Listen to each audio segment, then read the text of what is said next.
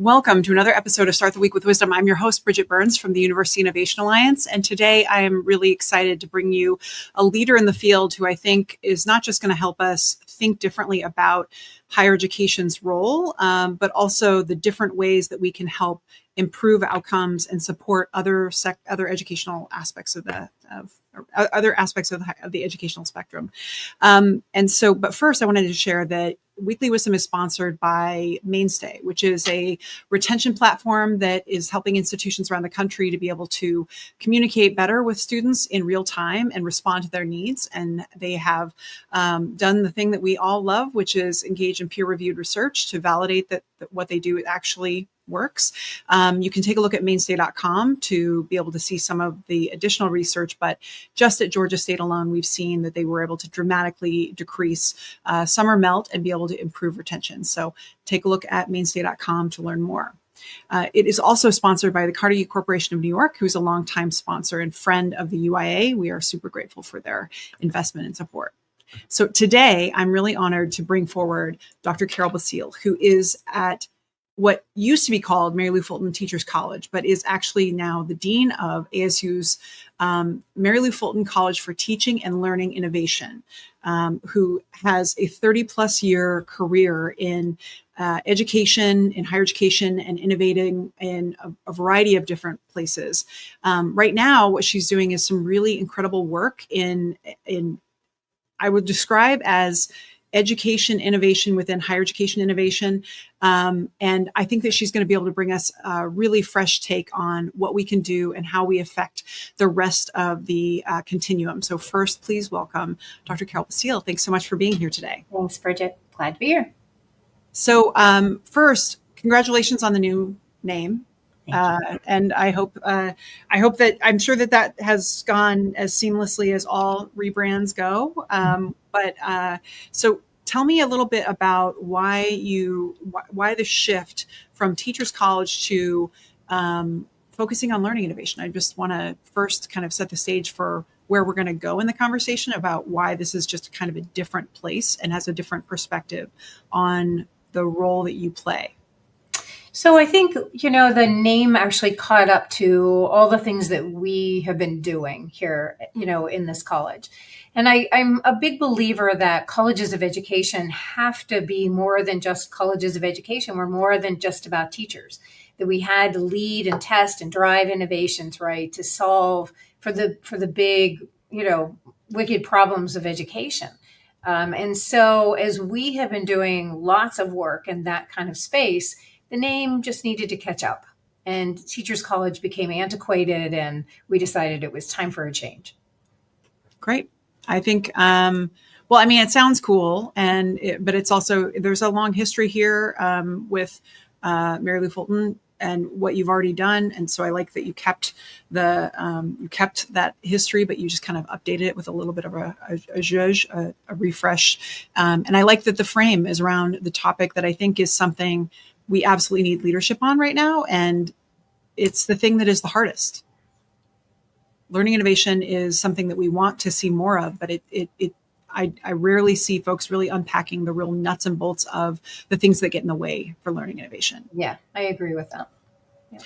So part of the reason I reached out to have you on the show is I saw you testify, and I thought you did a great job in Congress, where you shared about the fresh take to thinking about the responsibility merely that your institution, that your college has to prepare educators for the workforce in K-12. And I just want to give you the stage to be able to explain what it is and why I was so captivated by it. It's going to become very obvious, but I think it's just a fresh and nuanced way of thinking about what it is we do and why it matters. So can you share a little bit about that? Yeah. So I think it all starts with a different kind of vision about our education systems. And it doesn't matter whether it's K-12 or it's higher ed. The vision is this: we have built entire education systems on average. The average learner, the average educator, one teacher, one classroom, assessments, assignments, everything assumes that we're going to build for that average person.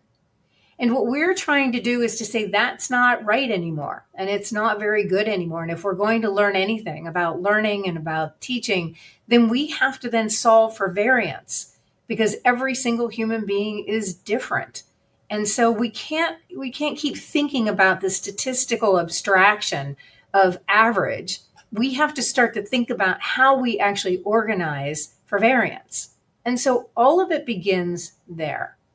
And then the second part of this then is that if we believe in variance, then the question is, this is no longer about, oh, we're going to do more professional learning. We're going to change our curriculum. We're going to do all the things that we have always done in these sort of incremental ways. Now what we're talking about is we're actually talking about a fundamental structural change to our education system. And it starts with getting out of the one teacher, one classroom model, of thinking about how we build teams, thinking about who educators are, the roles they play, how they work together, and then we can think about how do we prepare them. So I want you to go a little bit further and keep going, because structural change, the idea of for me, learning innovation is about be able to have individualized learning, right? Personalized learning, right? Yeah. But K-12, it's a whole new, that's a whole different world. What you described that I was so captured by was this reframing of leaning into the strengths of each individual teacher and giving them the space to show up, really, if they're great at mentoring, if they're great at lecturing, and being able to kind of rethink the way that we do the workforce. Yeah. So you can imagine a grade level of teachers, right? Let's say 4 teachers. It could be elementary school, it could be secondary, it doesn't matter. But let me just think about, 4 teachers around a group of 100 kids. And what we typically do is we say, all right, here's those 100 kids, and here's your 25, and your 25, and your 25, and your 25. And we have to, every teacher in their individual classroom has to be all things to all those kids at the same time, by themselves, in isolation, with absolutely no flexibility whatsoever to be able to do the kinds of things that they would like to do in terms of possibly grouping and regrouping kids and doing project-based learning and all the things that we think are good things around teaching and learning is almost impossible to do in a one teacher, one classroom model where you're being asked to be everything to all kids at all times. So what we've said is, what if we take those same 100 kids, we think about those 4 teachers, we think about the expertise and the experience of those teachers, because let's say one has been teaching for 12 years and they're great at teaching math and reading and, but science is really not their thing, or they really don't understand about integration or doing project-based learning. Another one is a former engineer who comes into the classroom who now, loves, science and math, but they're okay at teaching reading, but they're not great at it. It's not really their expertise. A third one just came out of a teacher ed program. A fourth one who's on an emergency license because they love working with kids. Maybe they were a camp counselor. They worked in a nonprofit with kids, decided they wanted to come into teaching, but really they're just beginning their preparation program and they've had no experience. And so then we say, well, who do you want for your kid? Which one of those would you want? And the answer to that is you want all of them. And so then we start to see how we can start to build teams, how we can actually look at who the kids are and say, who do those kids need? And what experience and what expertise do they need from these educators? And then we start thinking about, well, maybe it's not for educators. Maybe what we need is we need actually social work experience, or we need language experience, or we need something else based on who these kids are. And then you add technology, and then you start thinking about, who's leading the team. And then there's cross-team leaders, and then everything starts to shift. In business, organizations change all the time. Somebody leaves and we say, oh, here's I'm sorry this person left, but it's an opportunity to maybe bring somebody in with different expertise, or we reorganize. And we do this all the time. We do it at the university all the time. But in schools, that doesn't happen. And so this idea now of strategically staffing around a group of kids based on who the kids are individually, not on the average, not on the statistical abstraction, right, of average, Now we start to think about variance. Now we can start to think about, well, how do schedules need to change? What is it? How do people start learning from each other in real time? How can a teacher take off to go to the bathroom, or to go to some professional learning, or to go to their kids' show at their school? Or how do we create a more flexible environment? So at the end of the day, what we're saying is this is not only a better learning environment for kids, because now we can start to dynamically group and we can think about what that looks like in a different way, but we also have a better working condition for the educators who are there. So all of these things begin to happen as we think about structural changes, not just program, project, activity changes. And that's been what's really been at the crux of what we're doing. I love how you, first off, just the fresh way that you're thinking about this, but when you you used the word workforce development, it just, around for teacher prep or for K-12, I don't think I've ever heard anyone use that term. And we're just coming out of COVID, where it was very clear there was a burnout. There were major issues. You got phone addiction happening in schools. You've got truancy issues. You got changes in state policy that make it so that teachers can't actually do anything when students are just not showing up for class, in all these different complex issues. And then to think that you were zooming up and thinking about workforce and making, and these big, broad, strategic frames. Where did this come from? Like where did you get this idea? Because this is years of thinking about very fresh. Yeah, years of thinking about this, right? And it's also important. My first 15 years of my life, my working life, were in business, and so we thought about workforce all the time. And so this is, we looked at this and we said, wow, this is not about teacher shortage, and it's not about some of the things that we continually talked about: retention, recruitment. Everybody had a retention committee, and how are we going to recruit more teachers and all that. And you look at this and you say, well, this isn't any of that. It's not about teacher shortage. It's not about recruitment. It's not about retention. It's not about, kids not coming to school. It really is a workforce development issue. It's about who are the people in the teaching profession today, and how do we start to think about how they're utilized and how we deploy them, and who they are and what kind of roles they play. And then where is technology in all of this? And all the things that you just named, we think we're beginning to see that it solves for a lot of these issues that we have been concerned about for a very long time, because it changes the structure of what schools look like.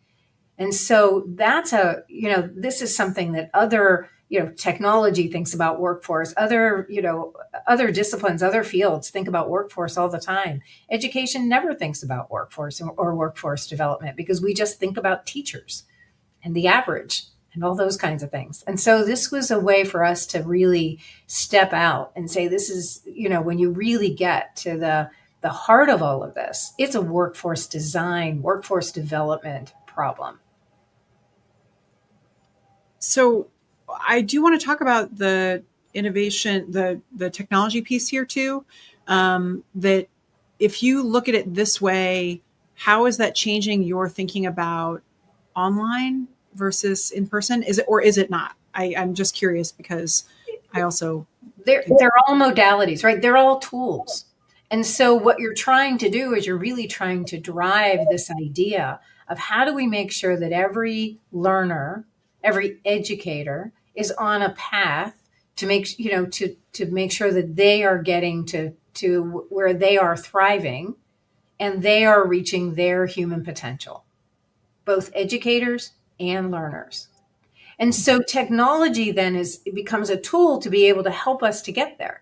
And so we're seeing different models of schools where people are using technology at the student level, obviously AI, in order to personalize, in order to start to think about how kids learn, or the pace that they learn, the way that they learn. How do we actually know what they're learning, how they're learning? AI is a game changer in terms of assessment as we start to look at inputs instead of outputs, so that we can actually see how kids are solving problems, how they're thinking, what the questions are that they ask. That's, what their logic is, all the things that we've been wanting to expand in terms of how we assess and think about broader assessments. And then there's also at the teacher and the educator level, lots of products now that are coming out around how do we help teachers group and regroup kids based on formative assessment. And they can do that, right, very, very quickly because now we've got AI to help. How do we have AI that helps us to think about the strengths of teachers, the needs of kids, and start to build teams that actually make sense based on experience and expertise?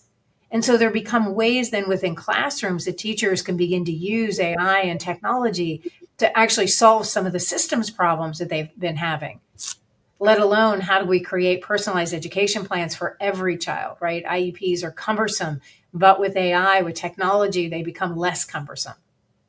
Curriculum becomes less cumbersome.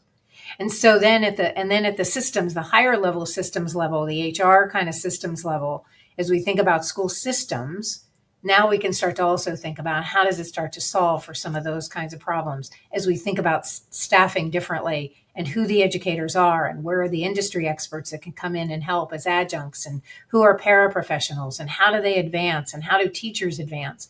All these kinds of things now are possible with the technology because the technology helps us to move further, faster as we think about some of these things in terms of how we manage that workforce. So I think it's becoming probably obvious to our listeners why I brought you on. As I heard you talking about this, I was like, why is no one thinking about this in terms of higher ed? Like you've taken just a different altitude and a frame of looking at K-12. This framing around workforce is brilliant. But then I'm like, okay, clearly, if you're already doing this and you're doing it the scale you're doing it, I think that we could learn from you about how we could rethink tapping into the expertise of every faculty member and their own inclination, whether it's research, teaching, mentorship. There are all kinds of different, every teacher has their own inclination, their own strengths. And so so that is my selfish reason. But in order to get there, I think it's really important for people to understand that you're not just like talking about this. So what are you learning from pilots? From what I recall, you are not just doing a tiny little pilot over here in the corner. You're actually talking about doing this, implementing it with lots of students. I believe it was Mesa School District. Mesa started. Kyrene actually had the first school. Mesa took it and scaled it to about 42 of their schools. Right now, we're in about 150 schools in 17 states. So we're impacting about 27,000 students nationwide. We're seeing this move globally. We're in the Netherlands. We're seeing some schools there. They sent about 100 people here this year. We've had about 2,000 come visit schools here over the last couple years. So there has been a lot of interest, a lot of states that now want to move this direction, that see this as a way to go. And how do they, figuring out how they give permission to schools and school systems to actually move this way. And so this is more than just an idea. It's something that people are actually trying. Now, context matters. Every one of these schools is probably doing this in a very different way at a different pace. It all starts small, right, with one team, one great school leader, one team. But what we're finding is on both sides of this, teachers are happier, they're more satisfaction. We're seeing less absenteeism of educators. All of the positive things that we would hope to see, teachers that were going to retire that now, are going to stay, maybe for, we don't know how long, but they're definitely staying longer. We have cut or we've increased the retention of teachers. And on the student side, we're also seeing fewer disciplinary actions. We're seeing, better attendance. We're seeing kids that are saying things like, now I'm more than just a number. My teachers know who I am. I'm getting better instruction. I have more people I can go to. When I need more time in math, I get more time in math because the schedules have changed. So we're seeing on both sides of this, right, that there's really positive benefit. So the more research we're doing, the more schools that we have an opportunity to do this with, the better we are in terms of seeing the impact and this sort of domino effect of simply, the minute you say we're going to, create a system for variance, and we're going to get rid of this one teacher, one classroom, egg crate model of schooling, then lots of other things happen. There's a huge domino effect to what happens and how teachers can think about their own autonomy and as they think also about accountability. But those two things have made a tremendous amount of difference. So you testified about this in Congress, and I'm just curious if are there any levers, whether it be state or federally, that when it comes to policy around education, that there's something being underutilized or something that you've learned from this work that if you could magic wand, that there's something that could be done that would make this happen either at broader scale or would better align this kind of innovation work with what we hope will someday happen in higher ed. Yeah. Well, I think it can happen in higher ed, and we are doing this, and we are thinking about this in higher ed as well, because I think, the role of a faculty member is going to change. There's no question about it, that the role is going to change. They're going to have to work differently. We're having to think more about, where kids are headed and workforce development from that perspective. But I think that, that there's an opportunity here, right, to re-envision what higher ed looks like as well. But I do think, right, that at the end of the day, that for most of the schools that we're working with, it is about a little bit of money, right? It takes some money, right, to enact change. But this doesn't cost more. These models are not costing more. They can't cost more. We're dead before we start. But what they really, really need is they need permission, right? We need a movement of people who are saying, yes, go do this, because this is the right thing to do. This is a good way to think about this in terms of thinking about restructuring. And so a lot of this has to do with, a lot of permission, right, from all kinds of levels, whether that's federal or state or local levels. And then it is some incentive to go do this or to try it and to see what happens. So you are, I think my last question is just in general about how you balance. You obviously are working on the front lines of innovation. You've reframed your entire college around learning innovation, and now you're actually doing this, which I love. I mean, the numbers you're hitting are incredible. Like, I don't ever hear anyone talk about piloting and people already scaling their work at this stage. Like, it's just really impressive to see what has happened in the last few years. Or how long have you been doing this, by the way? We started this about 7 or 8 years ago. Okay. Because it feels like I just heard about this when you spoke at South by Southwest, and then it feels like it's gone viral to some degree. Yeah. But you're dealing with both institutional innovation and political. There's political resistance around K-12 reform and institutional resistance to change. You're hitting all of it. And I'm just wondering if you've learned anything that you can give kind of coaching for the rest of us. How is it that you navigate this? Like, do you just like head down? Yeah, I think you're always bobbing and weaving, right? It's like, rule number one in, boxing. But, I think it's one of those things where you just have to keep doing the work, right? If you know it's the right work, if you're seeing the right kind of results, then you got to go where you can go, right? And so one door closes and you move to another, you move in another direction and you find, the willing, and it's all about that. And there are people who come and they get it and they're ready to go, and they go. And there are other people who come and they get it and, okay, not yet. We just can't get there yet. I don't have the right school board. I don't have the right this. I don't, and it takes a little bit longer. And then there are others who don't get it. And so you got to move where with the willing. And I have a fantastic team of people who have been just incredible about this. We have been very, very successful with foundation funding and federal funding up to this point to really make this thing happen. We are hoping that we can really scale this. We think that it's an incredible opportunity to really rethink our education system. And that's, I'm agnostic whether that's public, private, or charter, because they're all pretty much look the same. But I think that's just the opportunity right now, is find the willing. And that's where we're going. And we just keep moving. And if, somebody says no, we go somewhere else. But but the vision is very, very clear. about what we want to do and, how we're going to get there. And then we see what comes up as technology changes, as, others are getting into some of this space.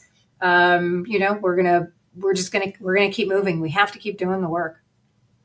I love it. This has been super inspiring. Admittedly, I fumble a bit talking about K-12 just because I know that as much nuance as there is about higher education, which I am, intimately familiar with, I know that there's a lot more nuance that I can step in it when it comes to talking about a different sector that feels familiar, but is actually very different. And so I feel like you have, it's a bit of a masterclass on how to think differently about the way that we can influence, but in a good, I think the word influence even sounds kind of harsh. But we can better serve K-12 because we do produce the teachers, and to think about from this fresh workforce development perspective, the fact that you're having such significant impact and what you're learning and how relatable and translatable I think it is to higher ed is just 10 out of 10. I'm super impressed. So I thank you so much for sharing just a taste. I think we're going to get more questions and people are going to ask for another episode, and I am happy to give that to them. So Dr. Basile, thank you so much for being here. And